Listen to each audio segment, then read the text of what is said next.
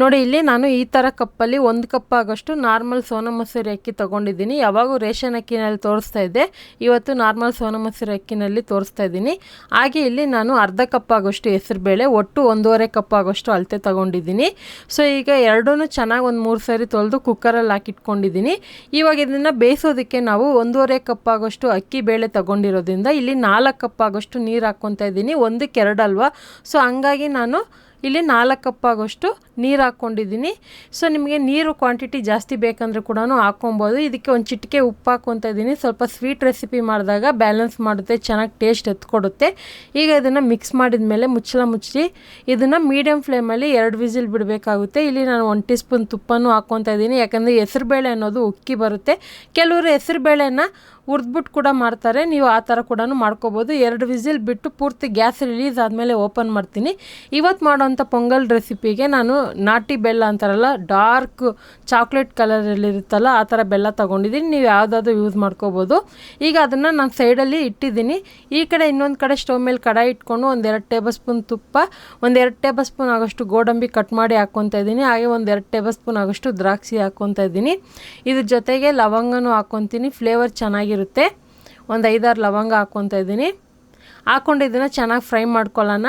ಮತ್ತು ಇವತ್ತು ಮಾಡೋಂಥ ರೆಸಿಪಿ ಕೆಲವ್ರಿಗೆ ಗೊತ್ತಿರುತ್ತೆ, ಕೆಲವರಿಗೆ ಕೆಲವೊಂದು ಟಿಪ್ಸ್ ಗೊತ್ತಿರಲ್ಲ. ಅಳತೆ ಪ್ರಕಾರ ಮಾಡಿದ್ರೆ ನಿಮ್ಗೆ ಅದೇ ಥರ ಒಂದು ತಿಕ್ನೆಸ್ಸು ಸಾಫ್ಟ್ ಬೇಕಂದರೆ ಈ ಥರ ನಾನು ತೋರಿಸೋ ಥರ ಮಾಡಿದ್ರೂ ಮಿನಿಮಮ್ ಒಂದು 6-7 ಜನಕ್ಕೆ ಆಗೋಷ್ಟು ನಿಮಗೆ ತೋರಿಸ್ಕೊಡ್ತಾ ಇದ್ದೀನಿ. ಈಗ ಇದಕ್ಕೆ ನಾನು ಒಣಗಿದ ಕೊಬ್ಬರಿ ಹಾಕ್ಕೊಂಡು ಇದನ್ನು ಜಸ್ಟ್ ಒಂದು 30 ಸೆಕೆಂಡ್ ಫ್ರೈ ಮಾಡ್ಕೊತೀನಿ. ಒಣಗಿದ ಕೊಬ್ಬರಿ ಇಲ್ಲಾಂದರೆ ನೀವು ಹಸಿ ತೆಂಗಿನಕಾಯಿ ತುರಿ ಕೂಡ ಯೂಸ್ ಮಾಡ್ಕೋಬೋದು. ಈಗ ಇದನ್ನು ಫ್ರೈ ಮಾಡಿದ ಮೇಲೆ ಒಂದು ಪ್ಲೇಟಲ್ಲಿ ಎತ್ತಿಟ್ಕೊತಾ ಇದ್ದೀನಿ. ಮತ್ತು ಅದೇ ಕಡಾಯಿಗೆ ಬೆಲ್ಲ ಹಾಕ್ಕೊತಾ ಇದ್ದೀನಿ. ನೋಡ್ತಾ ಇರ್ಬೋದು, 1.5 ಕಪ್ ಆಗೋಷ್ಟು ಬೆಲ್ಲ ಬೇಕಾಗುತ್ತೆ. ಇಲ್ಲಿ ನಾನು ಫಸ್ಟ್ 1 ಕಪ್ ಹಾಕ್ತಾ ಇದ್ದೀನಿ.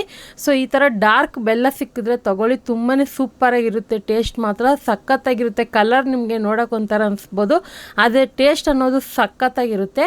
ಈಗ ಇದಕ್ಕೆ ನಾನು ಫಸ್ಟ್ 1 ಕಪ್ ನೀರು ಹಾಕ್ಕೊತಾ ಇದ್ದೀನಿ. ಒಂದು 5 ಏಲಕ್ಕಿ ಹಾಕ್ಕೊಂಡು ಜಜ್ಜಿ ಇಟ್ಕೊಳ್ಳಿ. ಏಲಕ್ಕಿ ಪೌಡ್ರಿಗಿಂತ ಒರಿಜಿನಲ್ ಏಲಕ್ಕಿ ಇರುತ್ತಲ್ಲ ಅದನ್ನು ಹಾಕ್ಕೊಂಡು ಜಜ್ಬಿಟ್ಟು ಹಾಕ್ಕೊಳ್ಳಿ, ಅವಾಗ ಫ್ಲೇವರ್ ಚೆನ್ನಾಗಿರುತ್ತೆ. ಈಗ ನೋಡಿ, ಬೆಲ್ಲ ಕರ್ಗೋವಾಗೇ ಇನ್ನೊಂದು ಕಪ್ ಎಕ್ಸ್ಟ್ರಾ ನೀರು ಕೂಡ ಹಾಕ್ಕೊತೀನಿ ನಾನು. ಯಾಕಂದರೆ ಒಟ್ಟು ಇಲ್ಲಿ 1.5 ಕಪ್ ಆಗೋಷ್ಟು ಬೆಲ್ಲ ತೊಗೊಂಡಿರೋದ್ರಿಂದ 2 ಕಪ್ ಆಗೋಷ್ಟು ನೀರು ಹಾಕ್ಕೊತಾ ಇದ್ದೀನಿ. ಬೆಲ್ಲ ಕರ್ಗೋದಕ್ಕೆ ನೀವು ಜಾಸ್ತಿ ನೀರು ಹಾಕಿದ್ರೆ ಏನೂ ಆಗೋದಿಲ್ಲ. ಮತ್ತು ಇನ್ನೊಂದೇನೆಂದರೆ ಉಂಡೆ ಬೆಲ್ಲ ಆಗಿದೆ, ಅದನ್ನು ಕುಟ್ಟಿ ಪುಡಿ ಮಾಡ್ಕೊಳ್ಳಿ. ಈಗ ನೋಡ್ತಾ ಇರ್ಬೋದು, ಅದು ಕುದಿಯೋದಕ್ಕೆ ಇಟ್ಟಿದ್ದೀನಿ. ಈ ಕಡೆ ಅನ್ನನೂ ಬೇಳೆನೂ ಚೆನ್ನಾಗಿ ಸಾಫ್ಟಾಗಿ ಬೆಂದಿದೆ. ಸೊ ಇದನ್ನು ನೀವು ಬೇಕಂದರೆ ಸಪ್ರೇಟಾಗಿ ಒಂದು ಸ್ವಲ್ಪ ಖಾರ ಪೊಂಗಲ್ ಕೂಡ ಮಾಡೋಕ್ಕೆ ಎತ್ಕೋಬೋದು. ನಾನು ಪೂರ್ತಿನೂ ಇವತ್ತು ಈ ಸ್ವೀಟ್ ಪೊಂಗಲ್ಗೆ ಯೂಸ್ ಮಾಡ್ಕೊತಾ ಇದ್ದೀನಿ. ಈಗ ನೋಡ್ತಾ ಇರ್ಬೋದು, ಚೆನ್ನಾಗಿ ಕುದೀತಾ ಇದೆ. ಬೈ ಚಾನ್ಸ್ ನೀವು ಬೇರೆ ಥರ ಬೆಲ್ಲ ತೊಗೊಂಡಿದ್ರೆ ಕೆಲವೊಂದು ಕಸ ಕಡ್ಡಿ ಇರುತ್ತೆ, ಅದನ್ನು ಫಿಲ್ಟ್ರ್ ಮಾಡ್ಕೋಬೇಕಾಗುತ್ತೆ. ನಾನು ತೊಗೊಳ್ಳೋಂಥ ಬೆಲ್ಲ ಯಾವಾಗೂ ಅಷ್ಟೇ ಕ್ಲೀನಾಗಿರುತ್ತೆ. ನಾನು ಎಷ್ಟೋ ಸರಿ ಚೆಕ್ ಮಾಡಿದ್ದೀನಿ ಮನೆಯಲ್ಲಿ ರೆಸಿಪಿ ಮಾಡಿದಾಗ, ಹಂಗಾಗಿ ಡೈರೆಕ್ಟಾಗಿ ಹಾಕ್ಕೊತಾ ಇದ್ದೀನಿ. ಇವಾಗ ಬೇಯಿಸಿರೋಂಥ ಅನ್ನನೂ ಬೇಳೆ ಹಾಕ್ಕೊಂಡಿದ್ದನ್ನು ಮೀಡಿಯಮ್ ಫ್ಲೇಮಲ್ಲಿ ಇಟ್ಕೊಳ್ಳಿ. ಹೈ ಫ್ಲೇಮಲ್ಲಿ ಇಟ್ಟರೆ ಬೇಗನೆ ಗಟ್ಟಿಯಾಗುತ್ತೆ. ಇದು ಕುಕ್ಕರಲ್ಲಿ ಬೇಯಿಸಿರೋದ್ರಿಂದ ಸ್ವಲ್ಪ ಈ ಥರ ಮುದ್ದೆ ಥರ ಇರುತ್ತಲ್ಲ, ಅದಕ್ಕೆ ಸೌಟಿಂದ ಈ ಥರ ಪ್ರೆಸ್ ಮಾಡ್ಕೊತಾ ಇದ್ದೀನಿ. ಈ ರೆಸಿಪಿನ ನಿಮಗೆ ಟೈಮ್ ಇದ್ದು ಮಾಡಬೇಕಂದ್ರೆ ಪಾತ್ರೆನಲ್ಲಿ ಮಾಡಿದ್ರೆ ಸೂಪರಾಗಿ ಬರುತ್ತೆ ಟೇಸ್ಟು. ಪಾತ್ರೆನಲ್ಲಿ ಮಾಡಿದ್ರೆ ನಿಮಗೆ ಆ ಬೇಳೆ ಅನ್ನ ಹಾಗೆ ದಪ್ಪಕ್ಕಿರುತ್ತೆ, ಅವಾಗ ತಿನ್ನೋದಕ್ಕೂ ಚೆನ್ನಾಗಿರುತ್ತೆ. ಇದನ್ನು ಜಸ್ಟ್ ಒಂದು 2 ನಿಮಿಷ ಹಾಗೆ ಮೀಡಿಯಮ್ ಫ್ಲೇಮಲ್ಲಿ ಬಿಡ್ತೀನಿ. ಈಗ ನೋಡಿ, ಒಂದು 2 ನಿಮಿಷ ಆಗಿದೆ. ಇವಾಗ ಓಪನ್ ಮಾಡಿದ್ದೀನಿ. ಈಗ ಹುರಿದಿರೋ ಅಂಥ ಗೋಡಂಬಿ ದ್ರಾಕ್ಷಿ ಎಲ್ಲ ಹಾಕ್ಕೊತಾ ಇದ್ದೀನಿ. ಇದನ್ನು ಮಿಕ್ಸ್ ಮಾಡ್ಕೊಳ್ಳೋಣ. ದೇವರಿಗೆ ತುಂಬಾ ಚೆನ್ನಾಗಿರುತ್ತೆ ಪ್ರಸಾದವಾಗಿ ಇಡೋದಕ್ಕೆ.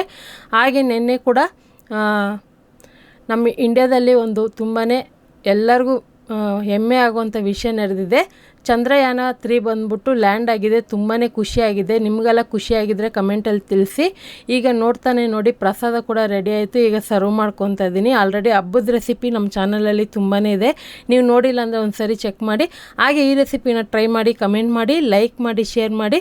ರೇಖಾ ಅಡುಗೆ ಚಾನಲ್ನ ಸಬ್ಸ್ಕ್ರೈಬ್ ಮಾಡ್ಕೊಳ್ಳಿ. ಈ ವಿಡಿಯೋ ನೋಡಿದ್ದಕ್ಕಾಗಿ ಎಲ್ಲರಿಗೂ ಧನ್ಯವಾದಗಳು.